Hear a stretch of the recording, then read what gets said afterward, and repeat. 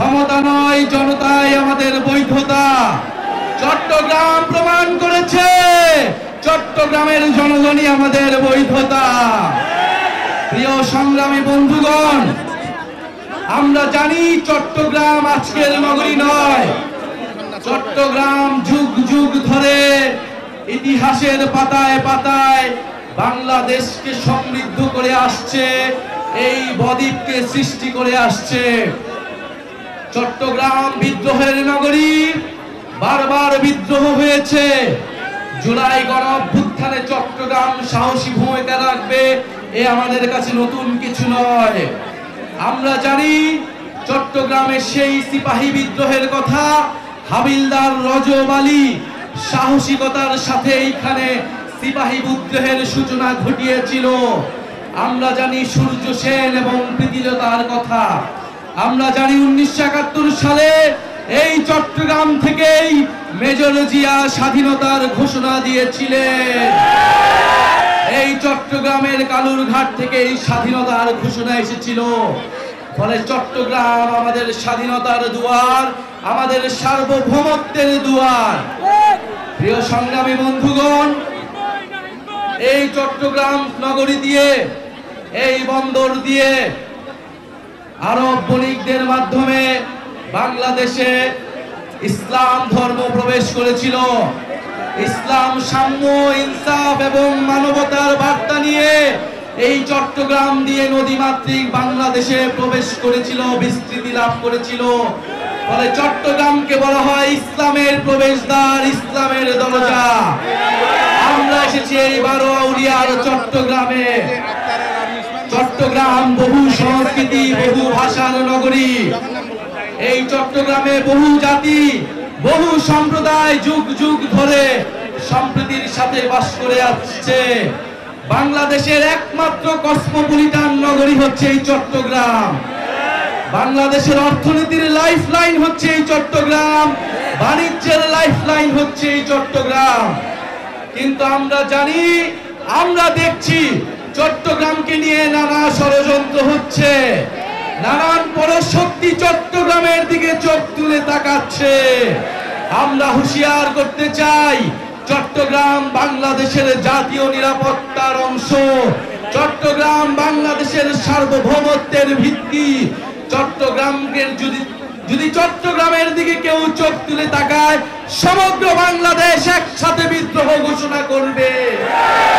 প্রিয় সংগ্রামী চট্টগ্রামবাসী, প্রিয় চট্টলাবাসী, আমরা এসেছি এই মাটিতে যেখানে শহীদ ওয়াসিম শহীদ হয়েছিলেন, জুলাই গণঅভ্যুত্থানে শহীদ শান্ত, শহীদ ফারুক সহ অসংখ্য শহীদ এবং আহতরা এই চট্টগ্রামে বুক চিতিয়ে লড়াই করেছিলেন। ঢাকার পরে দ্বিতীয় দুর্গ হিসেবে চট্টগ্রাম নিজেদেরকে ঘোষণা করেছিল। চট্টগ্রাম ফ্যাসিস্টদেরকে তাড়িয়েছে, নতুন করে কাউকে ফ্যাসিস্ট হতেও চট্টগ্রাম প্রতিরোধ তৈরি করবে। প্রিয় চট্টগ্রামবাসী, আপনারা দেখেছেন জাতীয় নাগরিক পার্টির সম্মানিত বিপ্লবী মুখ্য সমন্বয়ক নাসিরউদ্দিন পাটোয়ারি কক্সবাজারে সত্য উন্মোচন করেছেন। সেই সত্য উন্মোচন করার জন্য বিভিন্ন জায়গায় আমাদেরকে বাধা দেওয়া হচ্ছে। বাঁশখালীতে আমাদের সহযোদ্ধা, আমাদের এনসিপির সংগঠকের মাথা ফাটিয়ে দেওয়া হয়েছে। গণঅভ্যুত্থানের সময় আমরা বলেছিলাম, বাধা দিলে বাঁধবে লড়াই, এই লড়াইয়ে জিততে হবে। আমরা আজও বলতে চাই, বাধা দিয়ে জাতীয় নাগরিক পার্টি তারুণ্যের শক্তি, চট্টগ্রামের শক্তিকে থামানো যাবে না। প্রিয় সংগ্রামী চট্টলাবাসী, আমরা চট্টগ্রামের যে অপরিকল্পিত নগর ব্যবস্থা রয়েছে, এখানে পানি ব্যবস্থার অভাব রয়েছে। জাতীয় নাগরিক পার্টি চট্টগ্রামের সমস্যার সমাধান করতে চায়। এই ঐতিহাসিক নগরী নানান অবহেলার কারণে, নানান লুটেরার কারণে, নানান মাফিয়ার কারণে আজকে এই বেহাল দশায় রয়েছে। চট্টগ্রাম নগরীকে আমাদের নতুন করে সাজাতে হবে, নতুন করে এই চট্টগ্রাম নগরীকে গড়ে তুলতে হবে। এই চট্টগ্রামকে আমাদের নতুন করে নতুন বাংলাদেশে আমরা নতুন চট্টগ্রাম দেখতে চাই, যেই চট্টগ্রামের হারানো ইতিহাস, হারানো ঐতিহ্য আমরা পুনরুদ্ধার করব।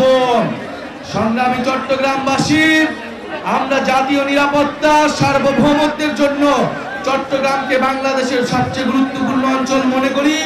চট্টগ্রামকে নতুন অর্থনৈতিক জোন হিসেবে আমাদের গড়ে তুলতে হবে। আমাদের সমুদ্র শক্তিকে বিজয় করতে হলে, আমাদের নৌ শক্তিকে শক্তিশালী করতে হলে এই চট্টগ্রামকে আমাদের শক্তিশালী করতে হবে। জাতীয় নাগরিক পার্টি এই চট্টগ্রামকে শক্তিশালী করবে ইনশাআল্লাহ। প্রিয় চট্টগ্রামবাসী, আজকে যারা আপনারা উপস্থিত হয়েছেন, বাধা বিপত্তি রক্তচক্ষু উপেক্ষা করে এসেছেন, আমরা বলে দিতে চাই, ভোটদিন হাইজো আর নহাইও, আমরা আর কাউকে খাবার সুযোগ দিব না।